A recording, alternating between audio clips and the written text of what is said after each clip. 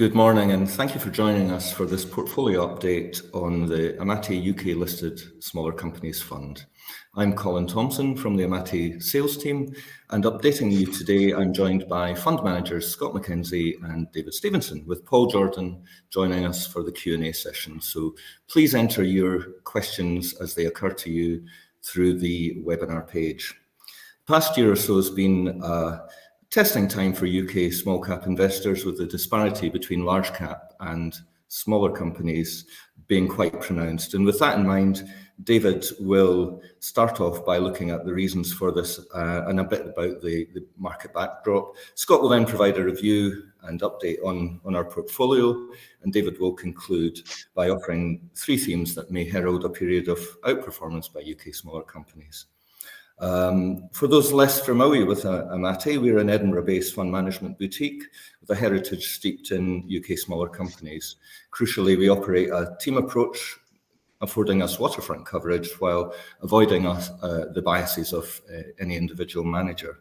So the UK smaller companies team also manage the AIM VCT, which gives us an early heads up on the best growth businesses. In terms of assets under management, the bulk of the assets are managed by the UK Smaller Companies team, the UK listed Smaller Companies Fund that we're talking about today, the Amati AIM VCT, and the AIM IHT portfolio service. We have developed proprietary systems which allows other management teams to plug into our business here, and we can grow the business organically through doing that. And more recently, 2 years ago, in fact, we launched the Strategic Metals Fund, which invests in metals critical for a lower carbon world, along with precious metals. So we're at the foothills of potentially an enormous thematic there. That fund is approaching 100 million as we speak. And more recently, we've launched the Strategic Innovation Fund, which focuses on where the impact of innovation is mispriced by the market, so that it results in a portfolio that's very, very different from peers in that segment. The team itself are very well resourced to cover the waterfront of UK smaller companies through individual sector responsibility. Paul co-founded Amati in 2010. However, he's managed the fund since it was the first state smaller companies fund over 20 years ago. And there's debate and challenge within the team, and it is it has teeth, and it works. And there's also interaction with the other Amati teams, which is very positive and additive to the approach. So with that, I'll hand over to David. Thanks, Colin. Just a few quick comments from me on the market backdrop before I pass on to Scott, who will deal with the portfolio review. A gentle reminder, keeping an eye on the opportunity set here with UK smaller companies. We're looking here at a long-term, almost 70 years outperformance against other asset classes. That is the opportunity set, as I said. Last 12 months was not one of those periods to contribute to that longer-term outperformance. A year of fairly extreme bifurcated performance between large cap and the rest of the market. That differential between large cap and small cap for calendar year 22, the worst for 25 years. And the obvious question then is this an extreme event or not? If we look at the sector mix, that accounts for a fairly large part of the explanation for that divergent performance. The makeup this chart shows between the Numis smaller companies and AIM indices, which are the benchmark for our fund, and Numis large cap. You can see fairly starkly the overweights and underweights compared between the two. The overweights in large cap within consumer staples resources, financials, utilities, in a very risk-off environment. Last couple of years, those have been the areas of outperformance, providing liquidity, dividend yield, and in the case of the resources, clearly a positive tailwind from commodity prices. Contrast that with the overweight sectors within our universe, areas such as technology, business services, consumer discretionary, those much more cyclically exposed, also exposed to the derating that's happened across the board in smaller companies, and indeed a combination of the differing sector mixes and that small cap valuation derating accounts for the whole of the divergent performance. And this chart shows at the right hand side for 2022 just how much of an outlier that year was. This compares again the performance of our universe and the darker block, numerous smaller companies plus AIM, against the UK market as a whole. If you look at multiple years of underperformance of smaller companies, it's a relatively rare event. 2000, 2002, around the time of the dot-com bubble and bust, and also 2007, 2008 with the GFC. So one would hope that the underperformance of small cap to that degree is a relatively contained over a short period, and indeed it's the outperformance of small cap in an overall more positive environment that drives that longer term performance. And that's the positive view that I think we'd like to leave you with at this moment, is that a return to overall market momentum would see small cap very definitely fully participate in that upside. I'll now pass on to Scott for the portfolio review.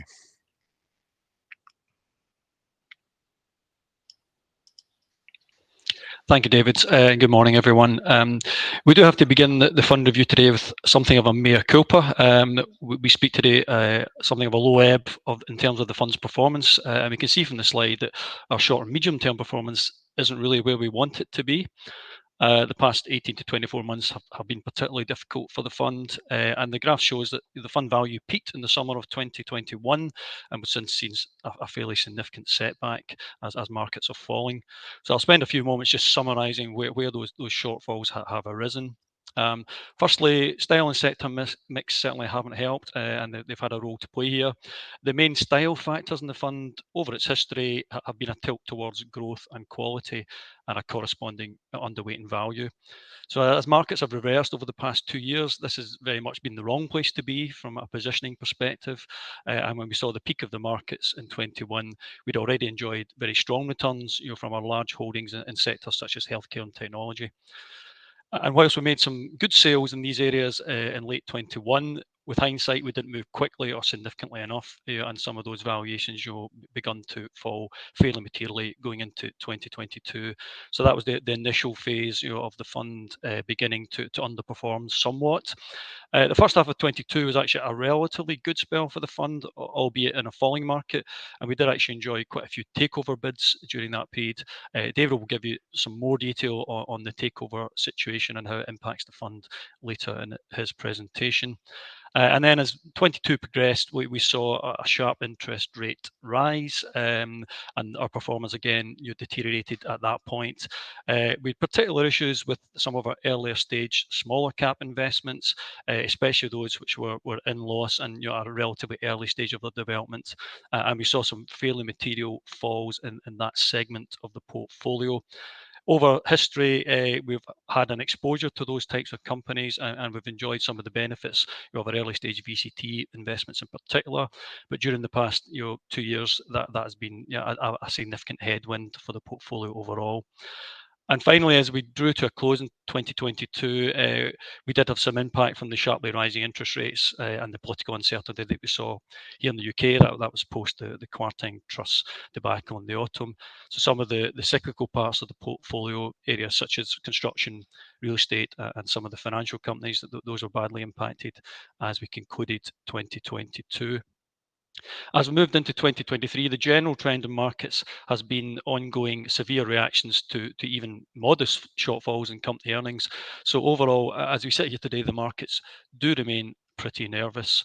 So in summary, it's been a difficult few years for the fund, and our primary focus as a team now is to take the lessons that we've learned from these experiences and translate them into a major improvement in the fund's performance as soon as possible. In recent weeks, we've begun to see some light at the end of the tunnel in that respect, but these are still very early signs at this stage. Moving on to the portfolio today, in terms of where we are, the fund size is roughly £600 million. So we do remain one of the larger retail funds in the UK small cap sector. The chart here just shows our evolution over the past 3 or 4 years since the end of 2019. And you can see from the grey bars in the chart, we entered 2020 with about 300 million of assets, and we peaked at almost 1 billion in the summer of 21. So we did enjoy a fairly strong growth in our asset base during that period. Our newest benchmark is shown in the thin brown line as well, and that peaked also around about that summer 21 period. The red bars show the weighted average market capitalization of the stocks that we own within the fund. This metric hasn't changed materially and has only recently fallen in line with the broad index fall. So really, our key message here is that we're still fishing in broadly the same pools as we always have done within the fund in terms of the market cap and liquidity profile of the portfolio. And the number of holdings remains broadly constant throughout the period, between 60 and 70 holdings, despite the growth in assets that we saw during that time. In terms of the liquidity and the market capitalization of the portfolio, again, we are focused primarily in the companies above 100 million market cap valuation. We do have a small number of small companies within the portfolio, which are in our what we'd probably call our incubator portfolio, where they are more emerging businesses. They're all very modest positions as we sit here today, less than 5% of the overall portfolio, and we hope and expect them to have material upside from today's fairly low valuations. But it's an area of the market which we won't be making fresh investments in. We're very much focused on the sweet spot from 100 million to a billion at the moment. As we can see from the three pies, the red, the brown and the grey, that's the vast majority of the fund's assets today in that 100 million to 1 billion market cap segment. David will talk more about valuation in his discussion later, but that is really a part of the market where we see particularly compelling opportunities. It's vitally important that we remain liquid, and management of liquidity is a key risk management within the fund. And we have approximately 20% of the fund in mid-cap businesses, those above 2 billion. Those are shown in yellow, and also a cash buffer as well. So the large companies and the cash equate to roughly 20% of the portfolio. So we do feel as though we've got a very good balance in terms of the overall liquidity and feel of the portfolio. In terms of the geographic revenue, basically we have over half of the revenue of the portfolio is out with the UK. Although we're a UK smaller listed companies fund, the majority of our companies' revenues are out with the UK. So we have 53% non-UK, and that would compare to our main UMIS benchmark, which has typically got 40 to 45% out with the UK. So we do believe that we still offer good international diversification, despite being having a UK small cap focus. The next slide we do regard as a pretty important part of the development of the fund, and in terms of the sector weightings, just to give you a quick update there, really, what we've done on the slide is compare today's position in red at the 30th of April compared to where we were 6 months ago. It's important to note that we allocate very much from the bottom up in the fund, that the process is a bottom up driven one, and the vast majority of our portfolio risk is in bottom-up stock analysis. We estimate it to over 80% of our total risk budget. But nevertheless, we thought we'd just highlight some of the more recent changes in the sector composition. We made reference to tech earlier on. That's been a difficult sector, but remains an important one for the fund. It's just under 15% of the overall portfolio. Has come down a little bit more recently. And we've been going through a process really of weeding out the businesses where our conviction was low and where the business models were vulnerable. So we've continued to make sure that we have the right types of companies in this really important sector, those which are well established and profitable. The healthcare sector also has come down a little during the period, but that's predominantly due to the takeover of EMIS, which happened in the second half of last year. Other quick points of note, we did relatively well in the energy sector during the first half of 22, particularly in the light of the Ukraine invasion. We've also consolidated our holdings there more recently and have less exposure there. And really the main area where we've been adding to the positions, particularly after the big reset in Q4 last year, we've selectively added to some of the real estate exposure and some of the consumer discretionary exposure where the valuations were extraordinarily low, reflecting the interest rate concerns. So those are just a flavour of some of the more recent sector changes. The most important thing we want to really discuss with regard to the future prospects of the fund is the valuation basis today. And the chart here just explains where we are at the moment on the left-hand column and some of the key valuation metrics. And what we've done is compare it to the heady days later in 2021. So going back to the performance chart, where things peaked, we've looked at the analysis at that point and compared it to today. And in the middle, we have the Canaccord Quest database, which has a UK small mid-cap benchmark, which is a fairly good approximation of our main Numis benchmark. And we can really see a fairly dramatic change in the valuation basis of the fund during that 18-month period. Every metric has materially lowered. And that's by virtue obviously of the market decline, but it's also by virtue of the fact that we have made a number of changes to the portfolio in the intervening period and focus more heavily on where the proper value is within the holdings that we have. And in doing so, we've rooted out some of the more speculative, more exposed valuations within the portfolio. So a lot of metrics on the slide, all of which have moved significantly in the right direction. And certainly, most of us at Amati can't remember the fund having such low metrics in the history of Amati. Two in particular I would highlight in this slide in terms of the quality metrics that we pay a lot of attention to here. At the bottom of the portfolio would be the debt ratios and also the profit margins. And we think these are crucial for the future prosperity of the fund. Essentially, the portfolio as a whole has no debt at all at the portfolio level, and that compares to almost 1 times EBITDA, for the main UK SMID arena. And similarly, our profit margin of our portfolio is 22%, so more than double the 10% again of a broad benchmark. And we think these two things will be particularly important if we remain in this period where the economies are most stretched and growth is hard to come by. So the strong, we believe, will get stronger. And we think we're ideally placed as a fund to take advantage of that with these low valuations. So overall, when we consider our valuation as a fund, we strongly believe that we now have a very firm foundation for a much improved positive return in the future. We thought we'd share some examples of this in action in terms of what we've been doing with regard to adding to investments recently.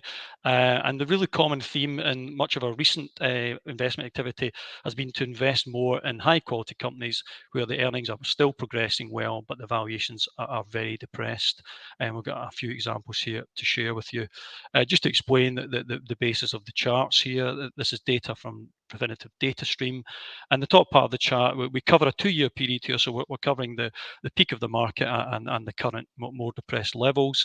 And we can see at the top of the chart, we're tracking the earnings per share of the companies. And the example here of Gresham House, earnings have grown very, very consistently, fairly impressively over the 2-year period.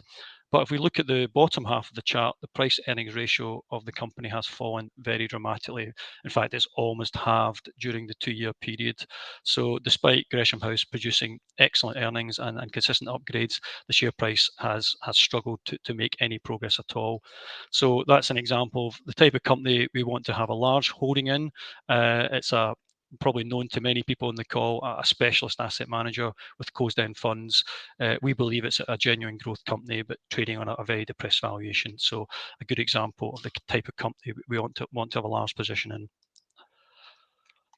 In a similar vein, although slightly different in terms of its starting point, is TT Electronics. It's a global supplier of electronic components and has a focus on renewables, medical, transport, and aerospace. COVID was a really challenging period for this business, but they've worked very hard to reduce their debt and improve their profits and their sales. And we're now seeing the first signs of a real bright future for the business. And despite this, the shares haven't really reflected any of that improvement. Again, we can see that the price earnings ratio has consistently fallen and remains very depressed. There is a bit of management change here. There's a very well-regarded CEO who will now be moving on, but we do believe his successor will have a very strong platform from which to build.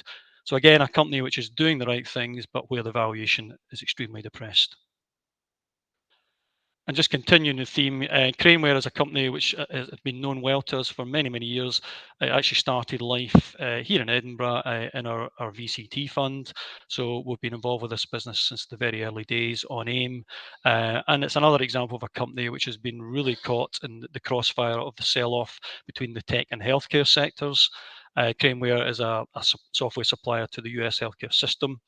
It has a relatively modest position in what is an enormous market, but it's fair to say that COVID again has made that market challenged, and the US healthcare system is still somewhat dysfunctional. So we do believe that there are significantly better times ahead for Craneware when that begins. But in similar with the other examples, the company was very highly valued going back to 2021, a PE ratio of almost 50 times earnings. That has come crashing back down to earth to a more modest 2021 times now. So again, we see huge potential in this business, and it's quite a major position within the fund. Final example is a more recent business, that is CVS, which has just been added to the fund. So this is a relatively recent purchase. A similar story. 2 years ago, you can see that the price earnings ratio of this business was very high. It benefited enormously from a post-COVID boom in pet ownership, and that left the shares undervalued. But over the past 6 months, the rating has come down to a much more palatable level. So we've been building a position in what we regard as being a really high quality business with great growth plans for the next 5 years. So just to wrap up the top 10 fund holdings, I don't propose to go through these in detail. We'd be happy to take questions later on any of them. But we can see here that we've got Gresham House and Craneware, which I explained a moment ago, have entered the top 10 now as major positions. The broad theme here is that it's a very diverse group of companies. We do believe that the fund should have a really broadly based exposure to the bottom 10% of the UK stock market, by market cap, and this hopefully reflects that our top 10 holdings have no particular sector bias. It's a really strong group of companies, we believe. So that really concludes the brief review of the portfolio, and more importantly, what we're doing about the future returns. So with that, I'm going to hand back to David, who will take us through some key themes and conclusions. This slide effectively mirrors what Scott's already presented in terms of our portfolio and what we're seeing in terms of forward valuation metrics. This shows that for the UK market overall, relative to the rest of the world, the UK is looking pretty impressively cheap, both PE, EBITDA multiples, and also price to book. The unadjusted and adjusted numbers, the adjustment is for the differential sector weights within the rest of the world index. So, in particular, adjusting for the overweight in tech within the US. So, even on that basis, a substantial discount for the UK relative to the rest of the world. And in terms of how that looks again, within a longer term historic context, this chart shows the forward PE value, PE and EBITDA multiple valuations for the UK market relative to the rest of the world, and shows the spread, positive or negative, over an extended period here, going back over multiple decades. And as you can see, the UK was last this cheap about 35 years ago. In the intervening period during the 1990s, the 2000s, and indeed up to 2016, the UK market actually may not have felt like it at the time, but actually traded at a premium valuation to the rest of the world. And of course, we all know what happened in 2016 in terms of the Brexit vote, and what has happened to valuations thereafter. So that's in overall UK market terms, valuation terms. If we actually look within the UK, small cap is the cheapest by some margin relative to the other segments. The most expensive segment of the market remains the bottom end of the FTSE and the top end of the mid cap. So companies, stocks with a market cap within the range of 4 to 10 billion. Thereafter, as you move down through the size cap ranges, there's a sort of sequential decline in forward multiple until you reach the sort of sub 250 million parts of the market, where we are struggling to be on a high single digit multiple.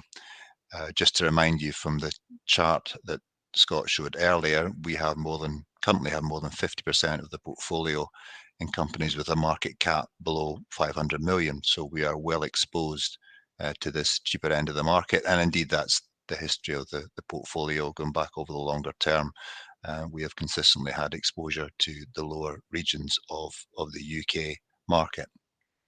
So overall, what these slides are bringing out is that you've got a double discount at the moment. You've got the UK discounted relative to the rest of the world, and within the UK, you have small cap discounted relative to large cap. So that's all very well, but how does that change, and what does it mean?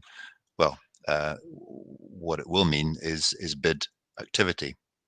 Two slightly busy charts here on M&A activity. The left-hand chart looks purely at M&A activity within mid-cap and small cap as a percentage of the overall index values for both of those segments. And on the right-hand side, in aggregate, the overall UK M&A activity in billions of pounds. That includes what's been going on in the FTSE.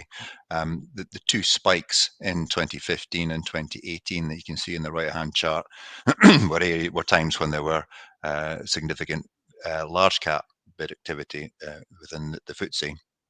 But otherwise, really, over the last 4 or 5 years, between the two charts, you can see a building picture of quite significant activity within the small and mid-cap space. Indeed, that activity in that area has dominated what's going on in the UK as a whole, and that really is our investment universe. I'm pleased to say that we have across our funds, not just the smaller companies fund, but our VCT and our AIM-IHT service, we have fully participated in that bid activity. And you'll see here in 2022, that was a particularly busy year. And as Scott mentioned earlier, in the first half of 2022, that was a fairly major contributor to the fund outperforming in that period. 2023 is showing signs of showing a similar run rate. And we take this as proof positive overall on our investment approach and our investment methodology.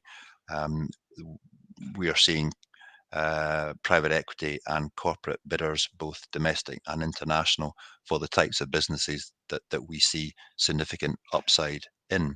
The obvious question that you may as listeners be thinking is, with this degree of bid activity, why wasn't the fund's performance better overall? And the fact is that this is activity's been happening into the headwind of the sort of share price derating that Scott's previous charts shows in terms of the 4 examples we gave, and clearly private equity and corporates are seeing the opportunity set in bidding into that derating environment.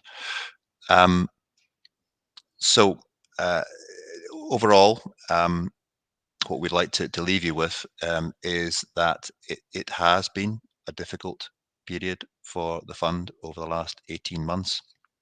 The fund essentially has been fully correlated with the derating of small cap growth stocks, and that derating has been savage.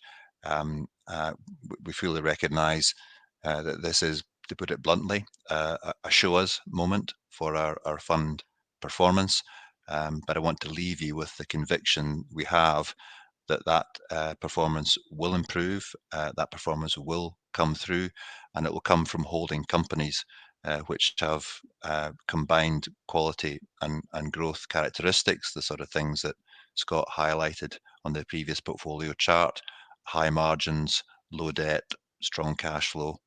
And it will also, that performance will also come from the undervaluation of these quality growth stocks.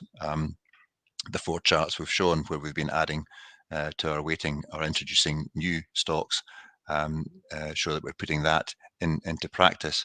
And when you put together that quality and growth and undervaluation, we're confident about the likelihood of bid activity from that, or at the very least, if that bid activity doesn't show the same momentum, then at some point there must be an overdue re-rating of small cap growth companies to reflect that ongoing earnings momentum. That really concludes the formal presentation. I'll pass back to Colin now for Q&A. Thank you very much, David. We have quite a few questions come in, and I'll start by asking Scott, what are your learning points in dealing with the early stage businesses that you mentioned in the presentation earlier? Beg your pardon. Yeah, I mean, as I made reference to, it's been a fairly big learning process for us. And I think with hindsight, we were surprised how rapidly the valuations increased in that area of the portfolio. It happened very quickly, particularly post the kind of COVID lockdown period. I mentioned, healthcare and technology being particularly affected by that. And obviously the falls were equally spectacular. We did try and take action at the time, but inevitably liquidity constraints, got the better of us in some cases. So I think we did what we can, but with hindsight, we probably had too much at that point. In terms of where we are today, we have a small portfolio that I made reference to. We have 7 or 8 companies within that portfolio. It's roughly about 5% of the fund today. Those have all had very rigorous postmortems and reviews applied to them, and the basic premise for having them there is that we believe these companies can all go up materially in value, perhaps double or treble in value. If that's the case, they won't all make it. Even if 4 or 5 of them make it, it can have a material impact on the future performance of the fund. So we think it'd be wrong to throw the babies out with the bathwater, having endured some of the pain. So that portfolio, we do believe, has got considerable upside potential, albeit it's relatively risky. Great stuff. Thank you very much, Scott. Paul, we've had 3 questions from the same member of the audience, and I wonder if we could put them all to you. Firstly, I've been informed that Anna MacDonald has left the team, so can you comment on the impact on the team?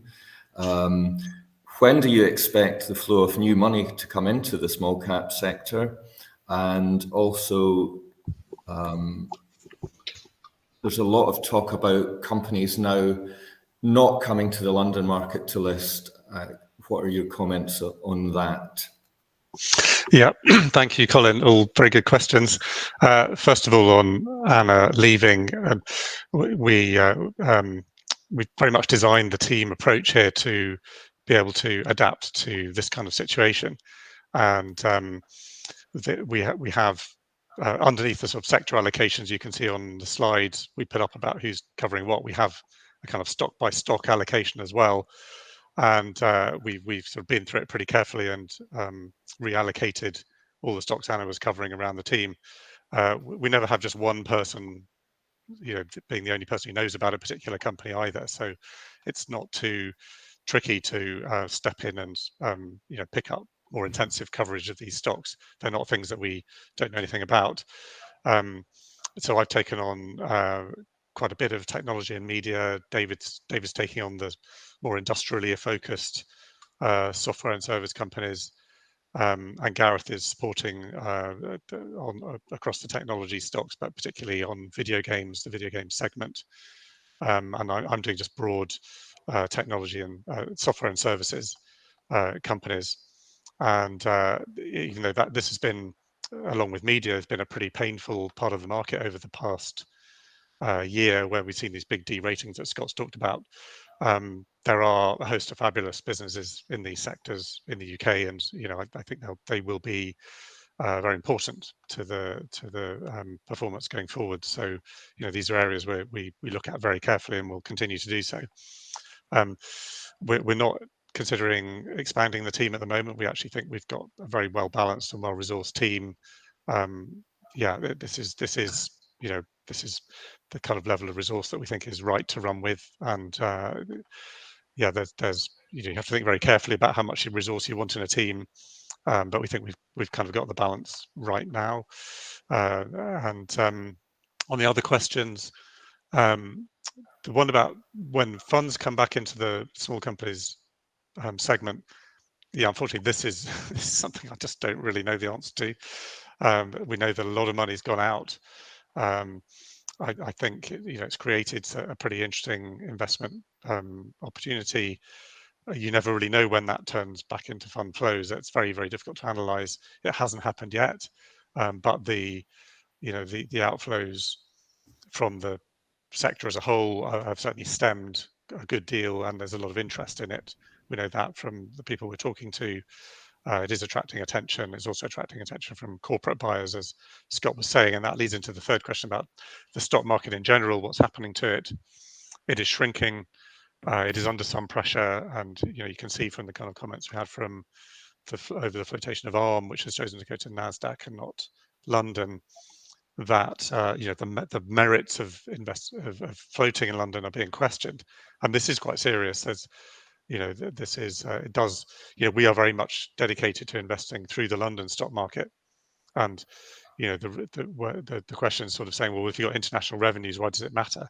And I suppose it's because every stock market is not the same, and these are very different kind of legal operating jurisdictions, and each one has particular characteristics. And we happen to think that where the London stock market has been over the past 30 years has been very attractive worldwide, from a regulatory point of view, from the way it's managed, from the expertise that surrounds the London stock market, the level of investor interest, and these are all things that really need looking after. Part of the difficulties in the London stock market are to do with regulation, and that there is definitely an element of regulatory overkill that is damaging the stock market here, and we are concerned about that. The government is switched on to it. The Edinburgh reforms are trying to address it. Whether they're going to address it all in the right way, I don't know. I suspect it's not the whole answer. This is something that needs a lot of attention from the finance industry in the UK, and we need to really value the stock market that we have here, because it's incredibly important to the UK as a whole. So but thanks for the question. Yeah, thanks very much for the questions, and thanks for your answers, Paul. We have another one. As over 50% of the revenue income is from outside the UK, and with the increasing strength of the pound, along with increased interest rates, what impact do you feel this will have going forward? Who would like to take that one? Yeah, I'll cover that, Colin, because it kind of links to what we were talking about in terms of the sector changes recently. What we've observed is that sterling for a long part of the last, certainly since 2016, has been very weak. It's only just recently begun to reverse that course. And the implications for that are that the domestic sector's become a little bit more attractive as sterling strengthens. It's been a really difficult time for domestic sectors here in the UK, with a combination of Brexit, political risk, and sterling. Sectors such as retail, construction, real estate, all of those areas have been under the cosh for various reasons, and those companies with overseas earnings have done relatively far better. So I think the recent strength in sterling is hopefully a good sign for some of those more domestic industries, and it was one of the main reasons we decided to allocate a little bit more to areas such as real estate towards the end of last year. Those segments of the market got very depressed, as the interest rates rose, and particularly post the Quarter-end budget. So we saw some really fantastic opportunities in some of those more depressed sectors. So I think in general we are trying to be mindful of that improvement in sterling, and selectively add to some of those slightly more depressed sectors in the portfolio. Great stuff. Thank you very much, Scott. Do you feel that the fund size restricts your ability to invest in the cheaper microcap stocks in the market? David, do you want to comment on that one? Yep, I'll pick that one up. The opportunity to invest in microcaps is more a function of the opportunities that we are shown. The vast majority of activity volume within microcap stocks comes through institutional placings. These are companies which generally need to fund their future growth plans, their investment plans, and they use placings as a way of material placings as a way of doing that. Now, the fact that we are amongst the top handful of small and mid-cap funds in the UK market, and we have substantial long-term relationships with all the key small mid-cap brokers, Numis, Peel Hunt, Liberum, Investec, we get shown that activity. So the opportunity set is there regardless of the size of the fund. But the decision we have to make is pick and choose which opportunities to get involved with. This is a relatively, in historic terms, tough time for microcaps. Lending activity is tighter. I wouldn't say it's a credit crunch, but the availability of funding is tighter. And in stock market terms, the willingness of public market investors to re-rate microcap growth stories has been curtailed in recent years. That area of the market is probably the area that's suffered this most significant derating. So we have to pick and choose our opportunities in that area, and essentially we choose the stocks that really are not going to remain micro cap. We invest in companies that really are on a significant growth path that will quite quickly see them promoted into a wider investor universe with institutional appetite to follow. And that's a subset of all the opportunities that we're shown, and not all by any means microcap stocks make that evolution, particularly in the tougher environments that we're in at the moment. So there's no we're not seeing any degradation in the opportunity set that's out there. We're just a lot more selective in what we get involved with. Great stuff. Thank you very much, David. We have one final question, time for one final question. Have you experienced many other better buying time, oblique opportunities in your careers? So I'll put that to Paul. Yeah, it's a great and difficult question in some ways. Buying opportunities are, by their very nature, sort of unique in many ways. The first thing that comes to mind is, has the stock market itself been cheaper than it is now? It has been. The time I can was briefly in 2008, early 2009, more distressed than it is now, and that's worth putting out there. And all the small cap funds had actually fallen a lot more then than they had now, but it was very brief. I think what we're seeing now is very clear value.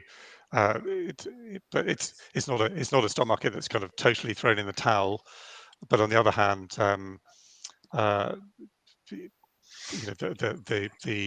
we're not facing a kind of major global financial meltdown like we were staring at in 2008. But the kind of problems we are looking at are slower moving, and so it's difficult to make sort of direct comparisons. And I think we've got very good opportunities here for long-term investors. What happens in the short term, as always, is just very unpredictable, and this is always true of the stock market. The opportunities are there, but you have to be minded for the long term. You have to understand the risks you're taking. You have to take a sensible level of risk for what you can afford, and all of that. But nonetheless, we're pretty excited about what we see. We can see some very good companies, even though these are difficult times, and we're not expecting times to suddenly get easy. And there are fewer government levers to pull than there have been over the last decade, and last 2 decades. This idea of the Greenspan put that sort of underpinned the market, with government immediately stepping in and fixing all problems. That's not as straightforward as now. So the solutions to various problems are not as straightforward, and companies have to be down to companies to really have to negotiate their way through and produce growth, and it's growth that generates value for shareholders, and that's what we're really out there looking for all the time. I think we would also refer to the degree of takeover activity amongst corporates and private equity. Clearly, where public market participants are more fearful to tread, others aren't. So others are seeing the opportunity and the valuation set that's out there, and our portfolios are joining in that activity. Fantastic. Thank you very much, David. Thanks, Paul, and to Scott for the presentation and for answering the questions there. And thank you very much for putting the questions and for joining us for the presentation, for your interest, and for those who have supported us with the fund. If any other questions come to mind, please get in touch with one of the sales team. And details there and on our website. And with that, we hope to see you at our next presentation, which is the VCT one. So goodbye for now.